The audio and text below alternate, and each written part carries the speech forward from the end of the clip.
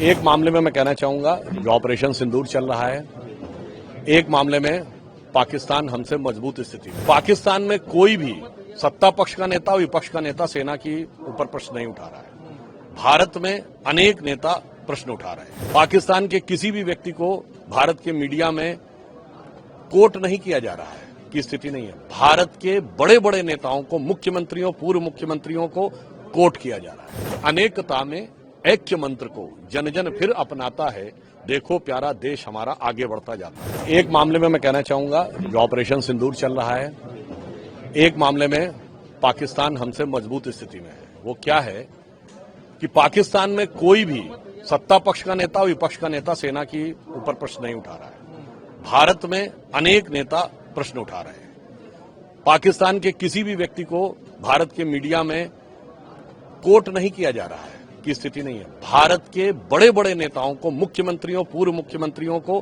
Coat किया जा रहा है।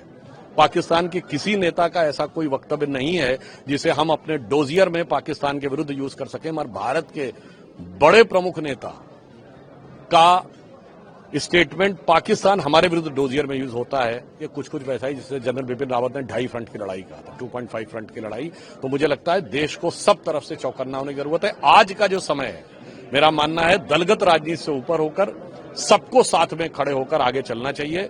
माननीय प्रधानमंत्री जी ने अभी सांसदों का 6 डेलीगेशन भेजे हैं जो बाहर जा रहे हैं। तो मैं अपनी विचारधारा से विरोध रखने वालों को, विपक्षी दलों को भी कहूंगा कि आओ मिलकर दिया जलाएं। सर, उसमें कांग्रेस लेकिन ये कह रही है कि क्या जरूरत है प्रतिनिधिमंडल भेजने की? एक बयान कांग्रेस की तरफ से आया। देखिए, वो तो तिरंगा यात्रा का भी विरोध कर रहे थे।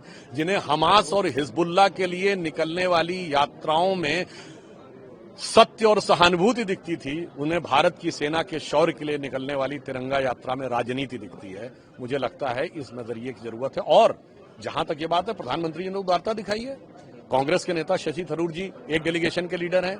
जहां तक मैंने सुना है कि शायद सलमान खुर्शीद जी एक डेलीगेशन के लीडर। सभी विपक्षी दलों को, एनडीए के दलों को साथ में लेकर भारत की एकजुटता का एक प्रतिनिधित्व अंतर्राष्ट्रीय स्तर के ऊपर प्रधानमंत्री श्री नरेंद्र मोदी जी ने करने का प्रयास किया। शशि थरूर के मसले पर कांग्रेस में भी तोड़फाड़ देखने को मिल रही है कहीं न कहीं, क्योंकि तमाम चीजें जैसा कि आप जानते हैं शशि थरूर को लेकर हो रही है। शशि थरूर अपनी तरफ से जरूर, वो विदेश संबंधी संसदीय समिति के अध्यक्ष हैं और इसका पद कांग्रेस की अनुशंसा पर ही उनको मिला है। समझ में नहीं आता है कि वो अपने ही विदेश संबंधी समिति के अध्यक्ष। इसका मतलब कांग्रेस में अविश्वास और राजनीति इतना अधिक है कि वो भारत की सरकार, भारत की सेना के साथ साथ अपनी पार्टी के लोगों पर भी अविश्वास से ग्रस्त हैं।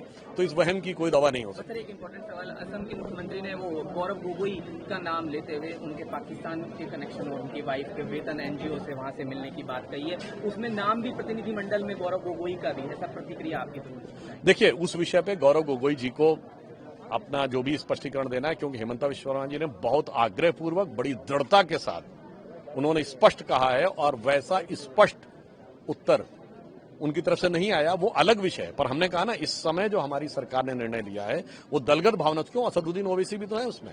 हमने ये नहीं देखा है कि कौन विरोध कर रहा। हमने कहा पूरे भारत का प्रतिनिधित्व होना चाहिए।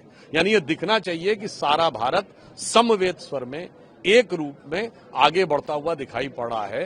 तो मैं इसे एक लाइन में कहूंगा कि अनेकता में ऐक्य मंत्र को जन जन फिर अपनाता है, देखो प्यारा देश हमारा आगे बढ़ता जाता है। इस विचार से हम काम कर रहे हैं।